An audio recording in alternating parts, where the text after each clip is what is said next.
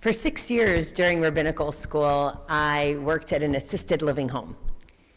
It was one of my favorite jobs, and one of the things that I still carry with me today is that it gave me the opportunity every week to not only lead Shabbat services for the elders in the senior home, but also to spend time with them afterwards. I would go to their apartments and just spend time before Shabbos came in talking and hearing about their lives, and their journeys.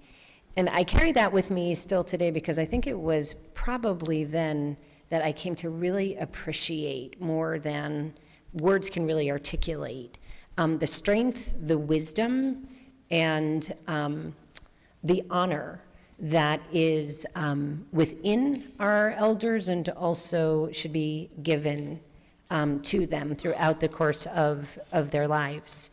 Fast forward many years now, and for me, one of the things that I'm constantly reminded of as I read the Torah each and every week is the extraordinary role that the elders play within the Torah.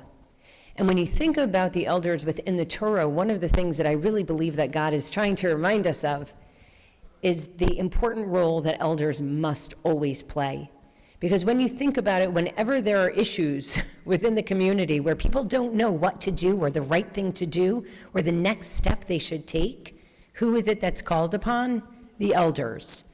When there comes to moments, right, where you need a moral check-in or you need people to hold accountable, who does the Torah turn to? The elders.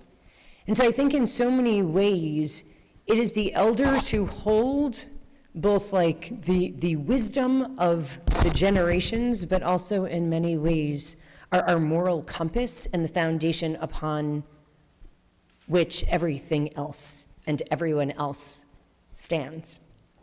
So today I just want to say that there's a beautiful passage in the Torah portion of Pinchas that we just read, which Stuart spoke about so beautifully this morning.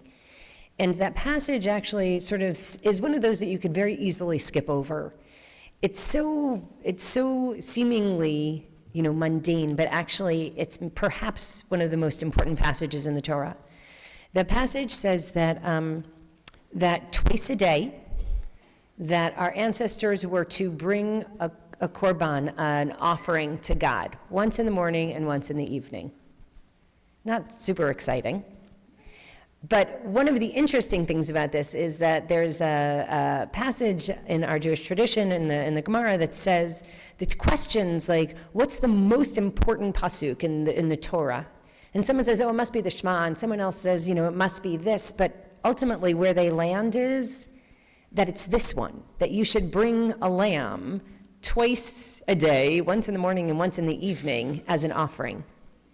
And it seems so strange that that's even offered up as the most important passage in the Torah, but this is why.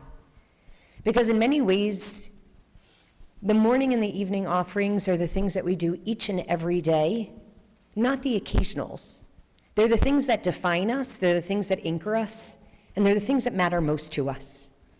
And what Josh said was so true, that it's all of you that are showing up in the morning and in the evening, each and every day, or at least as often as anyone else possibly could, to show how much your Jewish life means to you and how much Beth El means to you. So today was a beautiful reflection of your Jewish values, of your devotion to God, to Torah, to Shabbat, and to this Beth El community that I know you love and that cherishes you in your entirety, in your individuality, and also as a community. And I just want to say today that we are so blessed to have you here. We are so blessed to have you at the center of who we are. And we are so inspired by every person who stood here today, either as a rabbi, as a chazan, coming up for an aliyah, reading from the Torah, reading Haftarah, delivering a sermon. You did this not only with wholeheartedness, but also you are extraordinary. So mazal tov, and thank you for all that you do and for the people that you are. Shabbat shalom.